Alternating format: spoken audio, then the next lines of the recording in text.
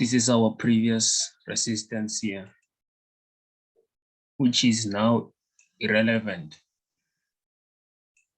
It was our high, previous high, which has been disrespected a couple of times. So yeah, now Nasdaq has reached a new top, which is 14,046.51. So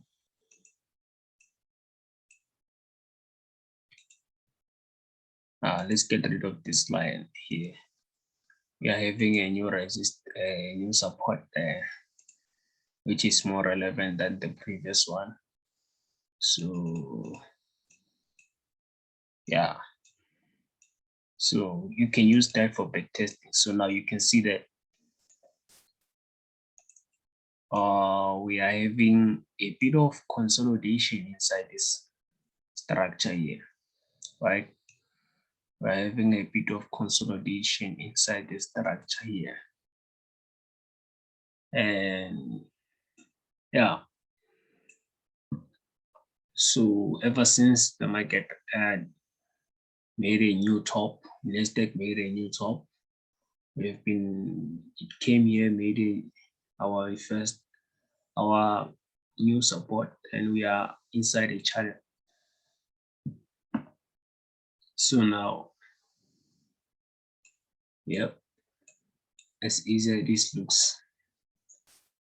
So take into consideration the fact that we are having our mini resistance zone there, right? So now today is the 24th of April. So now we are having a breakout here. We're experiencing a breakout, and yeah, we are experiencing a breakout. There is a breakout here on the yellow here. You can see the yellow resistance zone there. There's a breakout. Now let's say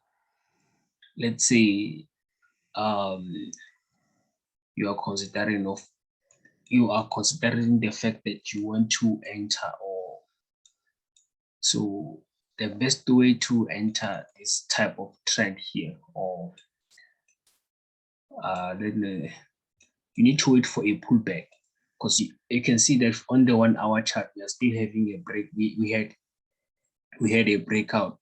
So however, on the lower time frame we might find a pullback, but pullbacks that are more efficient are the ones that happen on the 1 hour or 4 hour. Those are strong pullbacks and are safer.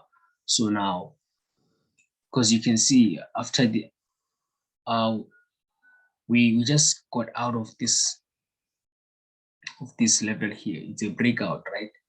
And you can't just enter, because when you enter, the market might pull back with you and you might end up being on the wrong side. So now you see on the 30 minutes chart, we are having that pullback. However, you must not enter when it's like this. Why? Because you must wait for this candle to close first, right?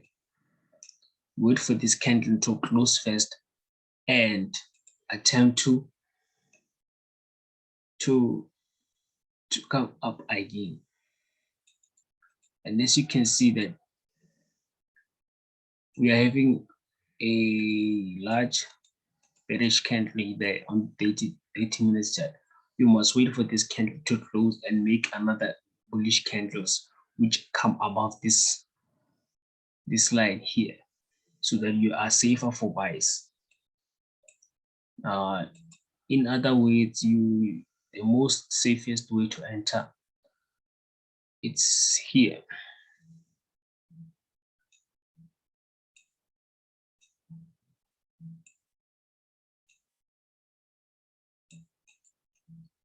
Why? Because this could be a fake out, a fake breakout. What does it mean? It means the market breaks a zone, takes stops, then come inside that zone and go into the direction as you anticipated.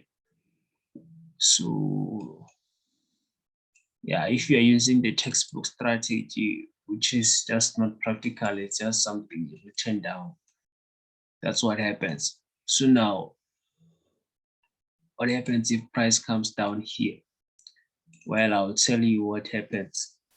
Now, if price comes, attempts to come inside this zone again, you should wait for another pullback on this level.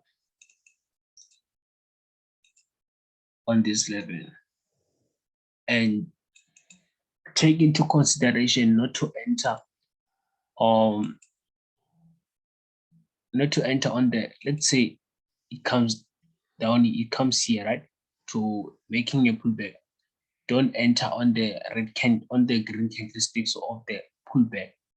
Wait for some red candlestick to show you that it has momentum to go down so that you can enter. So when you're going to enter, you're going to enter somewhere here.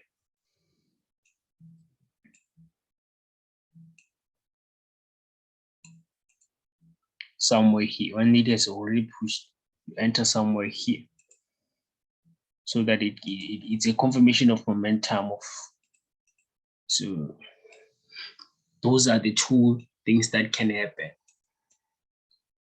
Looking at this structure that we have in front of our monitor, these are the two structures that are likely to happen for Nasdaq, which is not easy to execute. It's always a difficult job because not everyone can execute.